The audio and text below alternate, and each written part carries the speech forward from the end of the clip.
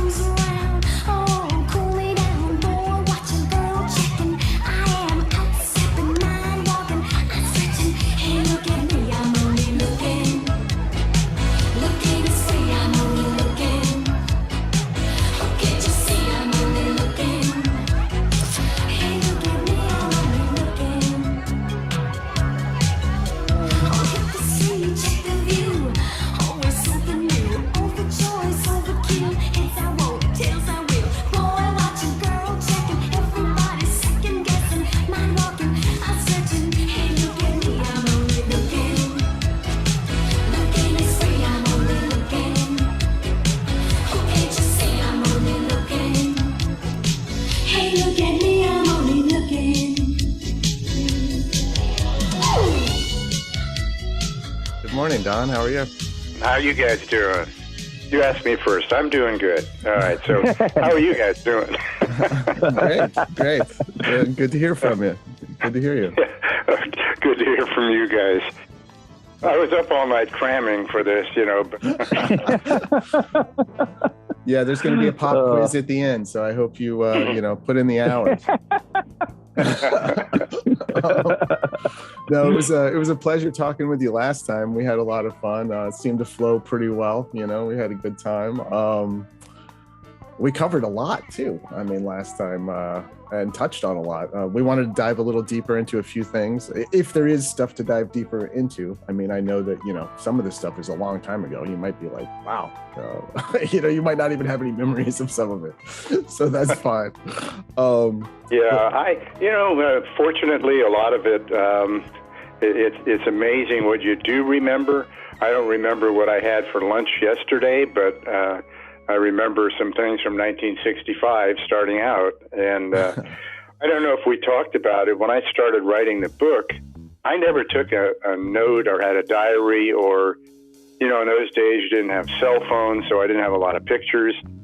So I had to start from scratch. And the funny thing about getting going is I Googled myself. And I ran across IMDb and was pleasantly surprised that almost everything you have a credit on, there are some things that are not there, but every film that I worked on was listed there. And they're listed by year, so I could start back at the beginning. And you can also punch up the cast and crew, music directors, producers, and that jarred my memory. I could go chronologically on the films I had done, and then I'd punch up cast and say, oh, I remember I had a nice thing with this and this. And so that got me started along the path of reconstructing what I did in the business. Now, that was easy for film, but I had, of course, other careers. I started as a recording engineer and then record producer, and I produced some commercials and got into concerts. All those things I had to just try to remember and go through it. And one thing would spark another, but it's not easy going back. I know if you're certainly not anywhere near as old as I am, but if you started to reconstruct your life and tell your life story, where would you start? With notes and trying to remember people who you met along the way. So that was the challenge I faced, and it took me a little over 4 years to write the book. So it was quite a job researching myself. I can imagine. I mean, I didn't even think about that, but the book's so. The book, first of all, let's promote the book. Don Perry produced the music. I purchased my copy through Amazon Prime, and I got it, I believe, in like 48 hours. Yeah, the research that you did on yourself was great because I mean, it's a tight, concise book. It's I got it in my hands right now. It's Yeah, it's a little under 250 pages. It's lean and it's a quick, good read, you know. It's also, without being, you know, like a history book or, you know, something that's dry, it also kind of teaches you about the history of rock and roll, sort of, you know, the musical genres that created rock and roll, how rock and roll influenced pop culture, and, you know, how pop culture influenced rock and roll, blah, blah, blah. So there's a lot to learn in the book about the music industry and the film industry. A lot of things that I didn't know about that I thought were very interesting. Well, that's the start of the book. I don't know if we talked about this before, but my son had a website that he was promoting for new writers, and he was looking for content. And I had talked to my wife, managed a coffee house in Carmel, California, and she hired a lot of high school and college kids, and then I'd come in and they'd ask me about rock and roll, and they liked listening while they were working to some of that stuff. So I gathered some information, and I wrote a little series of articles on that website called Birth of Rock and Roll, an Eyewitness Account. And that was about a 3-part short series. And a friend of mine read it, who had written a book himself. He's in there, Morris Diamond, a pioneer of the industry. And he said, I think you got a book there. I'll be glad to introduce you to my publisher. So I looked at it and thought, I don't want to write a history of rock and roll. The point of those articles was how it affected me and how I saw it. It wasn't a definitive history of rock, but just something I experienced in my lifetime. So it was hard to kind of convert that into a sort of a life story, but I built it around exactly what you're talking about, how each step in the 50s, 60s, 70s, and 80s, how rock changed and how I had to adapt to it, and how that led into, like I said, 4 distinct careers in recording and producing and film and concerts. About halfway through, I started to get a flow for the book. And of course, when I finished, I felt like most proud of the last chapter I did, which wraps it up. Of course, after I finished it and published it, there are probably 20 other things I thought, oh, God, I left this out or could have done that, you know. But yeah. All in all, I was kind of happy with the way that I wove rock and roll through my life, because that's exactly what my life was in music, was seeing these things happen in front of my eyes, kind of a walking history. And looking back on it, it's really fun to see how drastically music changed and how the industry grew up from the dark ages into the modern era. But it was quite a challenge going back to the beginning, not having notes. And I did contact people I worked with. People were a little reluctant to share stories. And if you noticed, I didn't get into any gossip stuff. There were a lot of people living who I talked about, and I didn't want to embarrass them with things that their families maybe didn't know or want to know. So I kept it as mild as I could. Obviously we all have stories, dark stories in the music business, people that were on drugs and alcohol and, all those kind of things. But I didn't think it had a place in the book. Sure. I mean, you're not writing a tell-all gossipy, piece. You're writing a memoir about your life. Yeah. And, I guess I was a little dull too. I didn't have any of those kind of episodes. I wouldn't say you're dull. Not at all. Well, I don't want to, heap praise on you, but one of the really gratifying things has been this period of time where I have had these podcasts and people like yourself that are serious about the business and take the time to read names and know who people are. So it's very flattering that I've been getting calls and doing interviews, and it's nice to know that your body of work was actually seen by someone. And I think I mentioned to you before, a picture like Girls Just Want to Have Fun, for instance. It didn't do all that well. In retrospect, it's become, a kind of a cult favorite. But in reality, one of the people that I know who saw it as a teenager said it must be interesting to know that millions of people have seen and heard your work. And I never put it in those terms, but when you think about how many times that's been viewed and in theaters, on cable, at home by people who bought it, it is millions of people, and that's humbling. You say, gee, I did something that millions of people actually saw and listened to and heard. Same thing goes for a series like Life and Times of Grizzly Adams on NBC. At its highest rating, in those old days where there wasn't cable, there were nights where 40% of the viewing audience was watching that show. That's a lot of people. So, but at the time, when you're doing those things and you're working and you're in the studio, not even watching it because you're doing the next 2 or 3 episodes, you don't even think about that. It's, God, I hope the check is here on time, and I hope I get another job. So it's fun to look back on that and realize that there were people that did see it, even if they didn't know your name at the time. Right. That's one of the things that Chris and I started out wanting to do this podcast was, maybe telling stories that people like us who really love movies might not be super familiar with, but they should know stories, these stories about the crew members and just different aspects of filmmaking that people don't realize what goes on, but they're all super important to getting the job done. And we really appreciate folks like you coming on, taking time out of their day to talk to us, and just because we love all these stories that you guys have, and it's a lot of fun and it's a blast, and we appreciate it too. So thanks again for taking the time and coming on with us. My pleasure. You bring up a good point too about film crews. There are a lot of people, we get our name on it that do the glamour work, like the music and the producers and directors and writers and all that. But people on those crews are incredible team players and workers. And I actually got a lot of my jobs, referrals from crew members that worked their way up.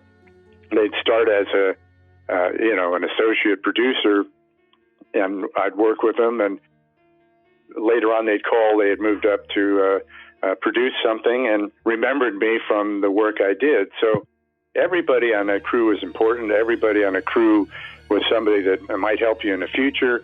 But tremendous hard work, making a film.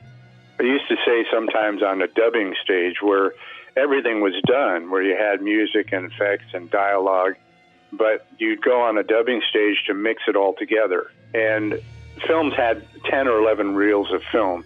You were lucky if you finished 1 reel a day mixing that. And I used to say being on a dubbing stage was like watching bananas ripen, because it wasn't, you film it and it's done and everybody says, claps their hands. It's like the movie's version of a recording session where they go in and say, okay, guys, here it is, bump, bump, bump, and it's done, and they say, good take. They don't know that sometimes there's hundreds of takes in and out and getting it just the way you want it. So all of those people that put those effects and dialogue and music together were really valuable people, and all worked for one thing to get, we'd have arguments sometimes about, is this right or is that right? But everybody was arguing to make it a better project, not egos yelling at each other. And, you realize you're on the same side. Good films are not accident. People work really hard, and I'm glad you're touching on some of those crew members, because they were as important as the producer sometimes in making it work. Oh, well, thank you. Yeah, it is important, especially when people start to dig into what goes on behind movies and how they're all put together. It's a lot of it like laws and sausages, and I think movie making should be kind of thrown in there sometimes. You might not want to know. Sometimes it's not all good. It's not all just wonderful stories. It's a lot of hard work, and a lot of blood, sweat, and tears go into pulling these things off sometimes. With movies, there's always focus on the artists involved. And there's a lot of artists involved, but there's also like a lot of artisans involved too. There's a difference between artists and artisans. You know what I mean? And that's profound. You should probably frame that. But no, it's true. I mean, we have a series called Crew Stories that we kicked off with Jonathan Wolf, Key Grip Jonathan Wolf, and he's amazing, and he has so many great stories. And that's a series that we're hoping to interview more crew members on. But he's a great example. I mean, he worked on 6th and Main. We brought him up in the last interview, but he. I mean, he's an artisan, and an artist as well, I believe. But just, and there's so many people behind the scenes that make up a movie, hundreds of people. Well, 6th and Main, we talked about that. I wish I had known that connection. But on that same film was, I think I mentioned, an editor, Ken Johnson. And he actually worked as an editor on that, kind of guiding Chris Kane, and he worked with Bob Summers and I, guiding us on film scoring. He made that picture go. Chris leaned on him. We leaned on him. He never got the credit he deserved for it because he never asked for it. He had a great, I'm going to paraphrase him, but we'd ask him questions and say, I know this is a dumb question. And he used to say, there aren't, in filmmaking, there isn't such a thing as a dumb question. There are dumb answers, but there are no dumb questions. So his view was, if don't try to fake it. If you don't know it, ask the question, and we'll get it done. So in those little moments with people who don't get the credit, a lot of us who got credit learned a lot and owe a lot to them. So those are good people and valuable people. And like I said, I'm glad you guys are spotlighting some of them because they certainly deserve it. Keep it up. I think it's going to take off for you. I think there's a lot of people who are interested in how things happened, especially in the entertainment business. So I think you got a good idea, and keep it going. Thank you. We appreciate it. We really do. Out of the imagination of Ralph Bakshi, master of animation, comes the story of a mystical land in the far distant future. A land inhabited by enchanted creatures. A land ruled by wizards. Attention! Leaders of tomorrow's master race! The evil Black Wolf, wizard of darkness, who summons up the creatures of hell and launches an army of mutants, monsters, and unspeakable horror upon the gentle people of Montagar. Only one force stands in the path of Black Wolf's evil horde, the Wizard of Good, the Messiah of Peace, the mighty Avatar. You gotta be kidding. I'm too old for this sort of thing. Ralph Bakshi's epic animated adventure, Wizards. Wizards, 1977. We touched upon this classic film you worked on last time by the great animator Ralph Bakshi, whose rotoscope realistic style animation has become so legendary now. Well, what was that experience like for you on such a sweeping fantasy epic such as that? Well, working the old days with animation, where everything was hand done, took forever, and sometimes the music had to be done before they. Not after, but before they did a scene. But that was, Bakshi was one of those geniuses who showed his emotions, could go off the wall. He, again, knew what he wanted. But in this instance, working with electronics when it wasn't commonplace, he was a little lost because, Andy Belling was working with stuff that he had to have a programmer. Can I get this sound or that sound? And Ralph didn't have like an orchestra there that he could actually hear and see the finished product. And we were multi-tracking, so maybe one little sound at a time would be recorded, and he didn't know where that was going because you had to build those tracks off of very rudimentary electronics in those days. So it was uncomfortable for him, I think, and all of that. And then Andy had a theme, and there was an actress singer named Susan Anton that we worked with, and she did a end title song for it. And Ralph came in when we were doing that saying, what's this blonde person singing for in this score, but we did it. He ended up liking it and putting it in there. But it was a really strange project because you had someone who was really hands-on every minute of the day, of every film he did, of every frame that was drawn, but he was puzzled by the music until it was done. So you didn't know at certain points whether you would spend hours doing 1 2-minute piece of music and layering all the pieces in there, whether at the end of that he'd like it or not. So it worked out, and it was groundbreaking because, again, I don't think you can go back and find many films from that era that are electronic scores. So that one we knew at the time was a little bit of a groundbreaker. And I think it was Fritz the Cat or something he had done before that, and it was the first animated film to, I forget what it was, do $50 million or something like that. It was a huge success. It was a R or X-rated animated project. I think it was X-rated at the time, and I think it was like the first adult cartoon, American cartoon that did really well. Right.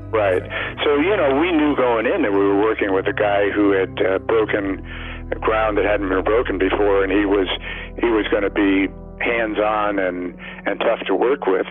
But he also was very gracious when it happened, and he liked it, and we were glad we got out of there alive. So, well, it's a legendary cult movie now. I mean, it's huge. Yeah, it had a few years ago. I don't know, it was a 40th anniversary of it or something, and they did a soundtrack. There hadn't been a soundtrack on it, so that came out. I have the soundtrack, and got quite a bit of press, and it was screened in a theater in Portland, and lines were around the block. Andy went up there and signed copies of that, and we didn't realize how big that was and is to this day. But I was thrilled to get the soundtrack on it because, again, I'd heard bits and pieces and I'd seen it, but to hear it pure in its musical stage is really fun after all these years. Time renews tomorrow when we've used today. It will find the sorrow and wash it all away. Love can play a new tune on this carousel. It may be tomorrow, but only time will tell.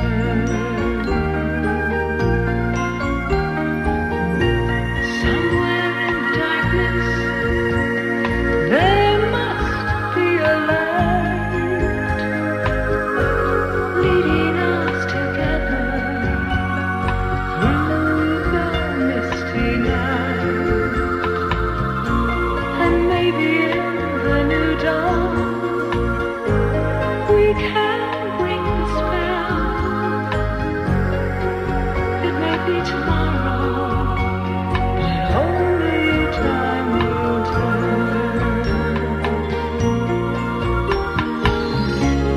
There can be a new dream, one for us to hold,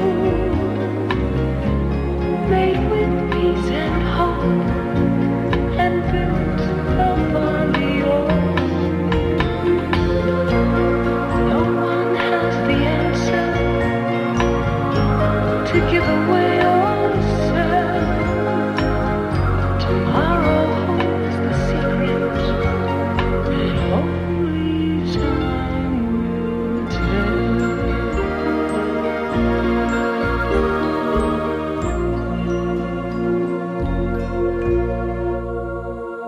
Yeah, again, you just don't know. That was early in my career, early in Andy's career.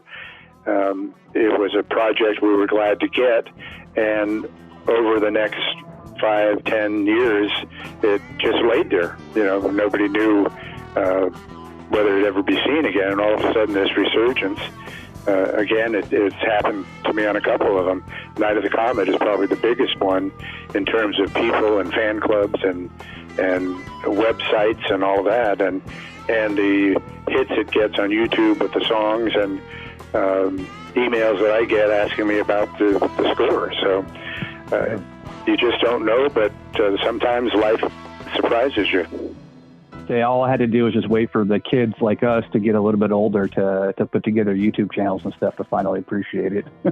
Well, yeah, I mean, we knew that there was a very bright generation coming up. You know, any generation that appreciates what I did has to be incredibly bright and intelligent. That's what we think too. Well, thank you. Yeah, I mean, but no, it's true. I mean, I loved these movies growing up. I mean, I loved Night of the Comet growing up. I remember watching the TV spots and, like, you know, at the time, the Halley's Comet was a huge deal. I was in grade school and they were promoting Halley's Comet as, you know, it's coming every 75 years, blah, blah, blah. You know, it was a big thing. So like that movie came out and it was kind of playing on, you know, the hype of Halley's Comet. So I was totally immersed in that. I love that. I remember watching Cujo with my father when I was about 9. All of these movies, Wizards, I discovered, I think, on late night cable, you know, when I was probably 12, 13. So, I mean, there was a whole generation of people that were loving this stuff and appreciating it. And as a kid, I didn't realize that it wasn't mainstream. I didn't realize that these were indie films. I mean, you know, when my dad I saw The Eliminators at the theater. My dad took me to see that. I saw several of your movies at the theater that you worked on. I didn't know that these were, you know, low budget films. To me, they were, you know, just as big and fun. And when you're a kid, you know what I mean? Well, there were a lot of firsts with Night of the Comet that are still warm memories. That was the first one that I really got a shot at doing a song score. You know, and when you have a picture that takes place, a lot of it takes place in a radio station that's playing the hits of the day, it's quite a challenge to produce 18 or 19 songs for that picture. But I also got a main title credit on that, which was one of the firsts. And then I almost drove off the road. I had an office on the Sunset Strip in Hollywood, and along the Sunset Strip were these billboards, and Tower Records, famous Tower Records, was there. And as I was going to work one day, I looked up, and one of the billboards was Night of the Comet. So that's the first time I ever saw my name on a main screen title and a billboard on the Sunset Strip.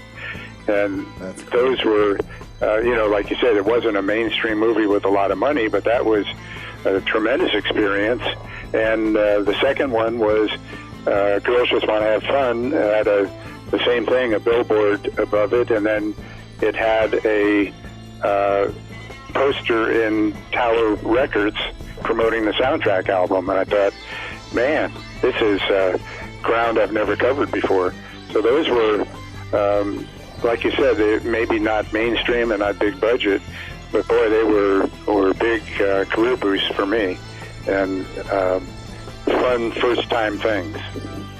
Yeah, and you had a huge fan base, whether you knew it or not. I mean, it might have been a bunch of kids and teenagers and, you know, their dads taking them to see some of this stuff. But as the years went by, I mean, you know, some of these movies that we talked to several people, like, you know, about old cult movies and stuff that they worked on, and they're just shocked that we know about them and that we watch them and that we love them, you know.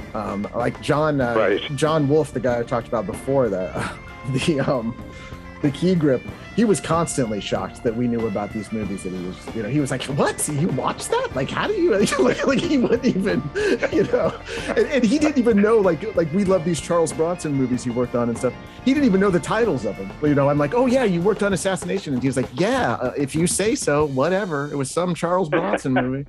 You know, so something that was like a job to him one day is something that we loved, you know, growing up. And same thing with your work. You know, you might have been like, "Oh, I'm doing this show that no one's going to watch," or whatever, but we, you know, loved it. So just to let you know. Well, again, Morris Diamond, who I learned a lot from, had a great one-liner for that, because he had a company called Beverly Hills Records and had a little bit of success here and there. But when I met Morris and I'd talk to him and we'd talk about a project, and I'd say, well, I remember the record you did with so-and-so. And he'd look at you and say, oh, you're the one. Yeah, exactly. You're the one that he was in the same thing. It might have been a cult. He wanted to know who the one person was that had listened to it or seen it. But it was a funny line, and it always got people. Yeah.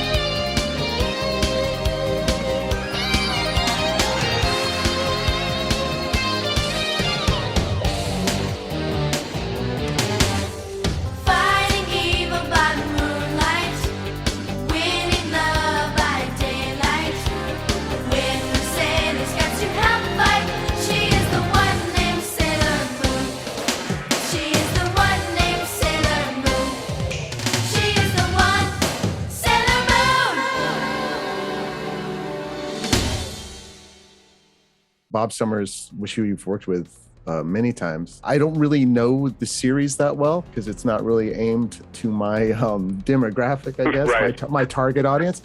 But I think we should bring it up because we talked about Girls Just Want to Have Fun and Night of the Comet a little bit last time.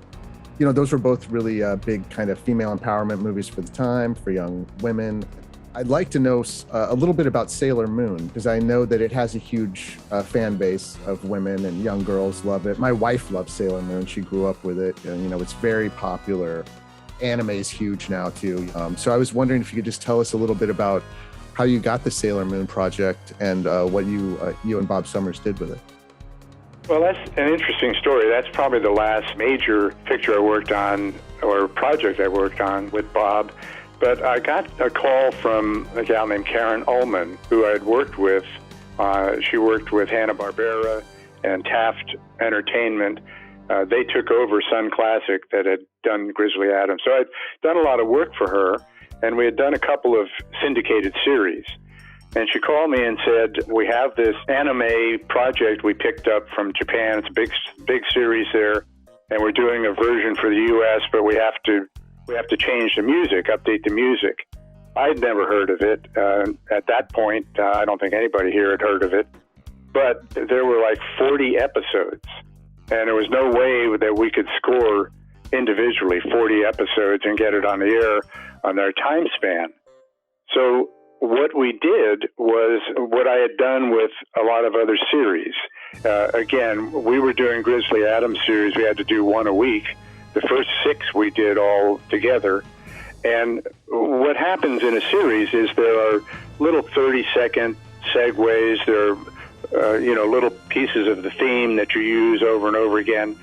So as we were doing that, I would catalog those and develop them. I'd do action cues, 30 seconds, 40 seconds, fight cues, chase scenes, romantic, tender.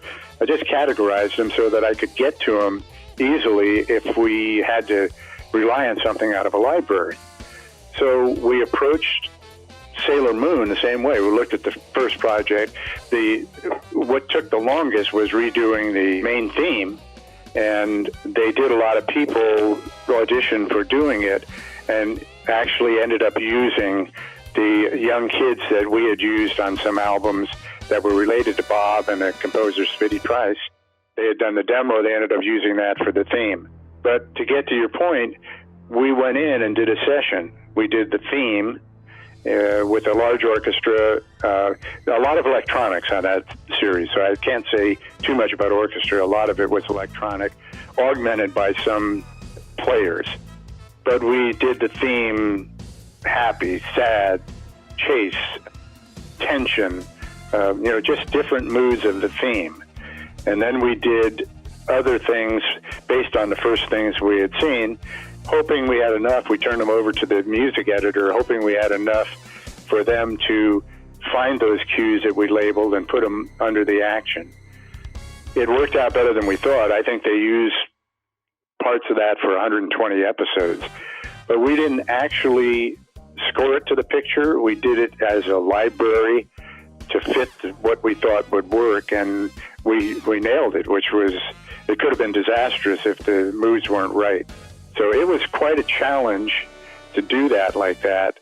But, and to tell you the truth, I don't think I've ever seen a complete episode, but they're still running those, and I can't tell you how many times I've been contacted about that music.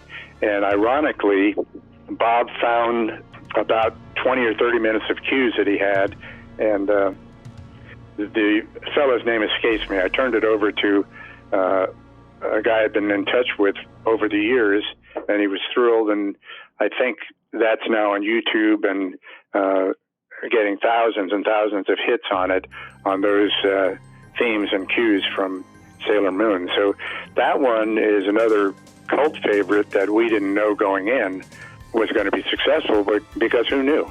You're talking about, was that for kids? Was it a little more sophisticated? But as you said, a great female audience on that.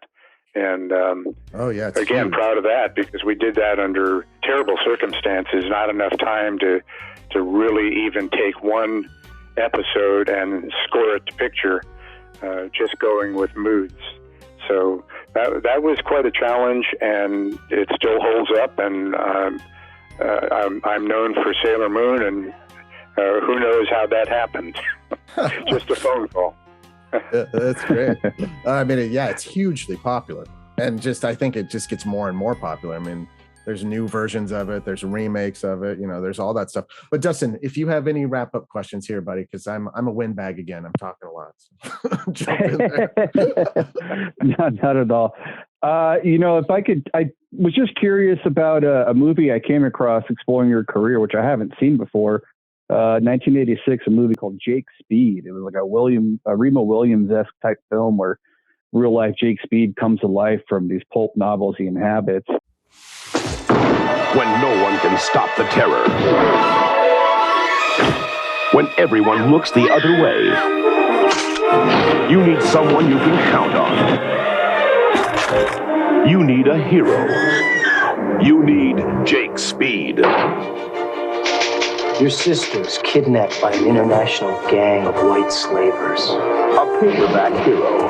Characters in books like that, they're not real. A living legend. Sounds nice, huh? He took a woman from L.A. You handled an adventure. I've never had one before. To an Africa on the verge of revolution. If you think I'm going to come into that room, Mr. Speed, you've got another thing coming. This will be fun. In a lawless land, he's taking on a lawless man. You know who he is? I lie. We go way back. I killed back then. William, too. What do you say? 25 grand? He's part man. Now what do you think, huh? I think we're in big trouble. Oh, darn. Part myth. If you're such a big deal, why haven't they ever made a movie? A hero. Beats the hell out of 10 to victims. And a gentleman to the end. Are you sure you're trying your best? Jake Speed. Always plays by the book. Sometimes you do things the hard way. Why? Maybe it's better. Is he real? You stinking rotten rat! Rat! I'm the last original nice guys. Or is he fiction? Jake Speed is both. You're a Boy Scout! Refreshing, isn't it? Jake Speed. Don't be a sore loser. For anyone who's ever wanted a hero to believe in. It's a fun movie. Wayne Crawford stars as Jake Speed, who also produced and wrote the movie. He also wrote and produced Valley Girl and produced Night of the Comet, which you worked on, which I thought was a strange, sort of interesting connection. It's also got legendary stunt coordinator Grant Page, who Chris and I interviewed Brian Trenchard Smith, and they have a long sort of career that dates back to the early days of Ozploitation. Composer Philip Roberts and original music by Mark Snow, composed tons of stuff, Ernest Saves Christmas, Pee-wee's Playhouse. Right. Yeah, what was that experience like? That was a fun movie and a fun soundtrack, and overall just a blast. Yeah, that was interesting because it followed Night of the Comet. As you mentioned, Wayne and Andy Lane were producer and director on Comet, and that followed it, and it was fun. I didn't know he was an actor. He did a great job on it. It was just a fun movie, and Mark Snow, who had a ton of credits, was a great guy to work with, and he was. It's very interesting. We did a lot of sessions, and then we go out to dinner, and we had a music editor named John Elizalde who had been around the business forever, another mentor, and every night we'd pick a different place. And I think I mentioned this in my book. The last night when we finished, we went out to celebrate at a place called The Palm in Los Angeles, which was a very famous restaurant in New York, and this was the LA version. And they were LA attitude. I don't want to knock LA, but anyway, we went in and had to wait to sit down, and we got to the table, and the waiter came over to us and said, what do you want? And we said, well, do you have a menu? And he said, we got meat and we got fish. What do you want? So I think we, took the meat or the fish, whatever it was, and that became a buzzword for us as we worked on the film. We'd say, here's a piece of music should go here, and John would say, well, what do you want there, meat or fish? That's great. But it was I don't know what to say about that film because it didn't do much, but it was fun, and I thought it was an entertaining picture. And Mark is a talented guy, and he was fun to be around, and nice memories of it. But again, it's one of those pictures in a long career where you just don't know. But it was one that I certainly enjoyed doing, and it lasted with me, meat or fish, for a long time. And one other quick, John Elizalde, he had been with QM Productions. They did tons of series and everything, and he had done some music supervision for them. I had worked with people who knew me for a long time. And so when I was on the dubbing stage, I wasn't afraid to go to the music mixer and say, can you add a little more top end to that, or do this, or to give my opinion about music. And John and I, and to be honest with you, I forget the picture, but it was people I hadn't worked with before. I think I got the picture through John. And we were on the dubbing stage, and a piece of music came up, and I made a suggestion, and the producer snapped at me, we know what we're doing.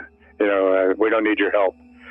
So the next day, John brought me a present, and I unwrapped it, and it was a little name kind of thing that goes on your desk. But on the name thing, it didn't say Don Perry. It said, "Shut up, Don." And, that's so funny. I remember that from the book. I think that's in the book, right? Yeah. I remember and that.